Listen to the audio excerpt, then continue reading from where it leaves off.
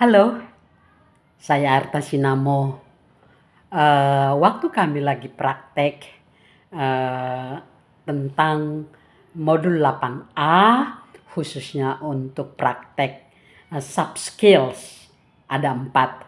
Diam aktif dengan jeda, cek kejelasan dan kelengkapannya, kemudian perlunya kontak mata ataupun melihat ke kamera, kemudian penyemangat keran bicara.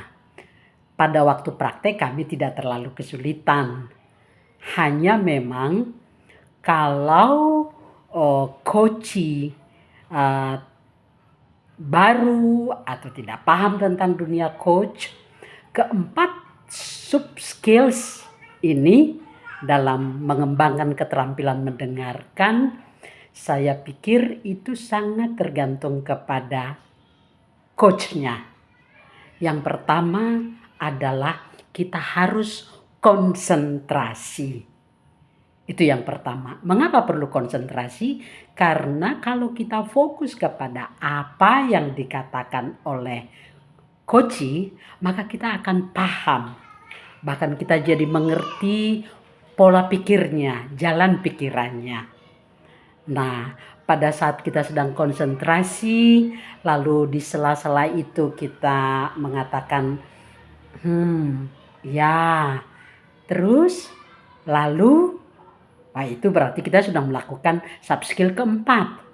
Nah, kalau ada yang kita pikir kurang jelas, kita bertanya juga.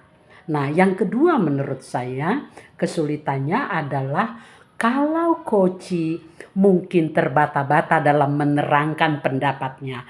Bisa saja karena dia belum persiapan, mungkin karena dia belum tahu persisnya bagaimana itu dilakukan. Nah, kita perlu mengajukan pertanyaan-pertanyaan mengikuti jalan pikiran coach. Jadi kalau dia mengatakan A, kita ikuti aja cara berpikir dia. Dengannya kita jadi memahami betul bagaimana kondisi dia. Kita memahami betul bagaimana jalan pikirannya. Maka itu bisa berjalan. Nah, mengapa kontak mata itu perlu? Karena kontak mata itu sebenarnya melambangkan atau menggambarkan apa yang ada di pikirannya. Nah, sebagian budaya kadang-kadang sungkan untuk melihat kontak mata. Kalau mungkin di kamera, kalau kita langsung lihat ke kamera, mungkin nggak terlalu masalah. Tapi kalau lagi kita bertatap muka, itu kontak mata itu bagaimana itu kita bisa lakukan? Kita harus mensejajarkan diri kita dengan coach, dengan pasangan kita. Kalau kita mensejajarkan diri kita, maka kita bisa berani melihat matanya, kita memperhatikan ekspresinya, kita juga memperhatikan body language yang dia gunakan.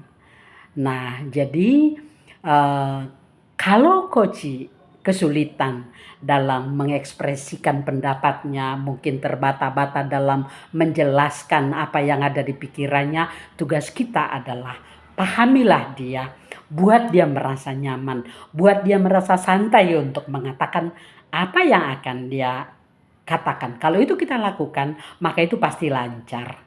Nah, kreativitas apa yang kita bisa lakukan supaya itu bisa terjadi? Pertama adalah memang kita harus memperhatikan betul coach kita, keadaannya kayak apa. Siap nggak dia untuk berbicara? Kalau dia sudah siap, dia merasa aman, merasa nyaman untuk berbicara, pasti lancar keluarnya.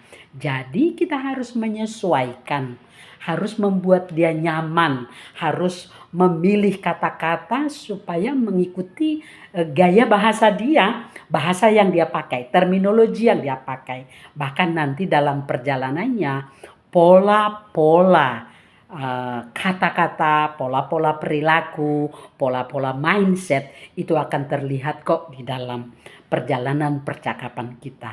Nah, kalau itu kita lakukan, kita fokus, kita konsentrasi, kita peduli dengan keadaannya, kita mengikuti bahasanya. Saya yakin keempat sub skill daripada mendengarkan ini kita pasti bisa lakukan.